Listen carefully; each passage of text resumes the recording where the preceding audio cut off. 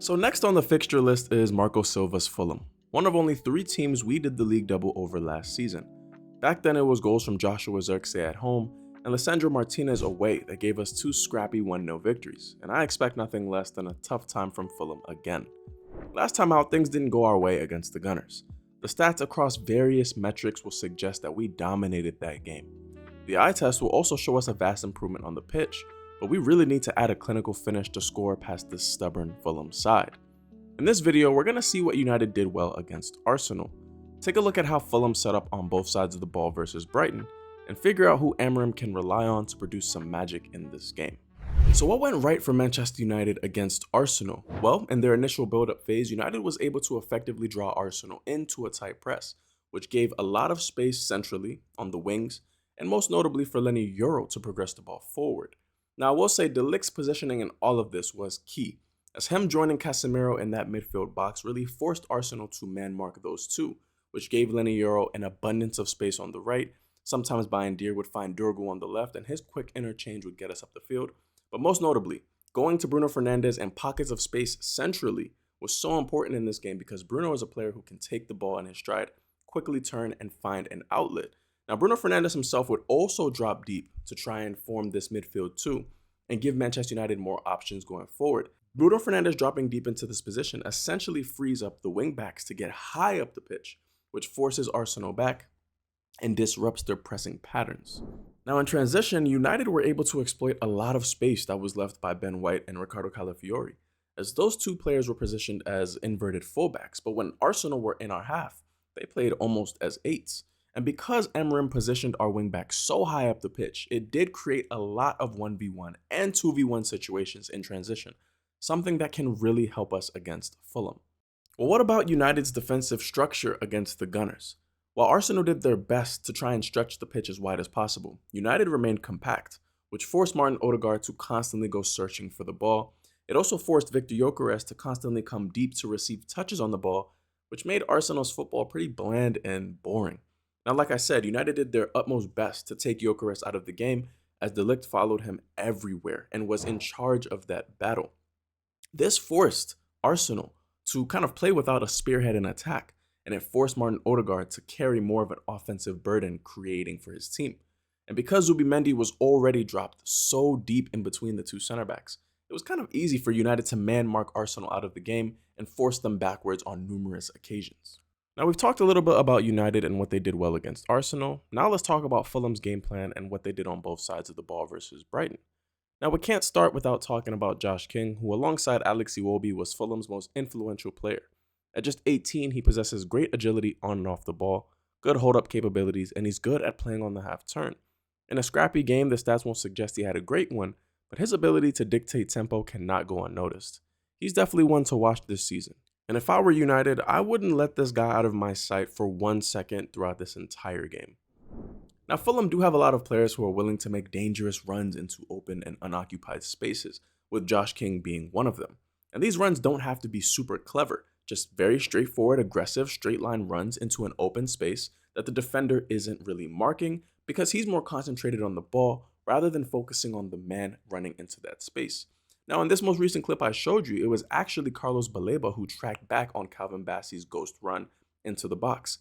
And this kind of presents a problem for United, primarily because if Casemiro is in that position, I'm not going to feel too confident, especially seeing what happened against Arsenal in this clip that I'll show you now, where Manchester United lose the ball and Arsenal go on a swift counterattack, and it's Odegaard who's leading that attack, and Casemiro is struggling to get back. I mentioned this in my review video, but it's like moments like these really instill fear in me as a United fan, just because when we play against teams who rely more on their physicality than their technicality, which I believe is this Fulham side, it's going to be tough to try and match up against these ghosting runs, these constant runs, if Casemiro is gassed out.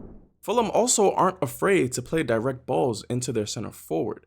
Now, this was another outlet for Fulham when they were being intensely pressed by Brighton, playing a long ball into Raul Jimenez or Rodrigo Muniz, who would then try and control the ball and lay it off or start another attack for Fulham. Now, Matthias de Ligt is going to have to be extremely proactive, just as proactive as he was against Victor Gyökeres, against albeit either Raul Jimenez or Rodrigo Muniz. But after watching the Brighton game, against Fulham, I would say he's going to have to be a little bit more wary of Rodrigo Muniz. Raul Jimenez isn't the best at hold-up play, especially from what I saw against Brighton. Maybe he was a bit rusty. Muniz was much better. He was able to control the ball, but he was a bit too hasty to try and get the ball to his teammates, which is something that I think De Ligt can mark effectively. And last but not least, Fulham were able to get their equalizing goal against Brighton from a corner kick routine, which is exactly how we lost against Arsenal. It would be very devastating if we were to concede another goal from a set piece that would actually cost us the 3 points. This is something that cannot happen. I am hoping that Manchester United do their homework defensively on these set pieces, provide the keeper with more cover, and I'm hoping and I'm praying that whoever is in net can be stronger, more solid, and more commanding in their box. Also, quick side note, Fulham do have some really good composed center backs and fullbacks and midfielders who can play their way out of trouble without having to pass the ball. So we need to be selective in our press. We cannot just press willy-nilly because these players are capable of playing around you, dribbling around you, and progressing the ball forward for their team. So we cannot be exposed in the middle of the park because we're too overly aggressive with our press. So now that we've talked about United's game plan and Fulham's game plan, let's talk about the predicted lineup that I think Ruben Amorim should go with against Fulham. Now, if Onana doesn't get the nod, Bayindir was successful with his medium-range passing, which helped us progress up the pitch a lot. While he does need to be stronger in net, his passing can help us out of dangerous situations if he positively builds upon this first match. Lenny Euro and De Ligt must start, no questions asked. Luke Shaw was decent and should face no competition to start again. Now, Bruno from a deeper position had the most key passes on match day 1 with 5, alongside Mohamed Kudus and Josh Cullen. His ability to take defenders out of the game with his first touch and his passing range is important for us to play through the press. Now, Casemiro did make 2 successful tackles against Arsenal, but this game might be too physical for him. Ugarte lacks the on-ball technique to last long at United, but surely his physical profile makes more sense here. Now, Dorgu won 3 of his 4 tackles against the Gunners and looks like a powerhouse down the left-hand side. His athleticism will be greatly needed. Amad Diallo should really start this game because it will force Alex Iwobi to help Calvin Bassey on the defensive side. I think Amad should look to add more overlapping runs to his game and attempt more of those than underlapping or cutting inside. This can really stretch Fulham thin. Now, Cunha and Mbeumo are both players who can test the midfield and defensive stability of Fulham.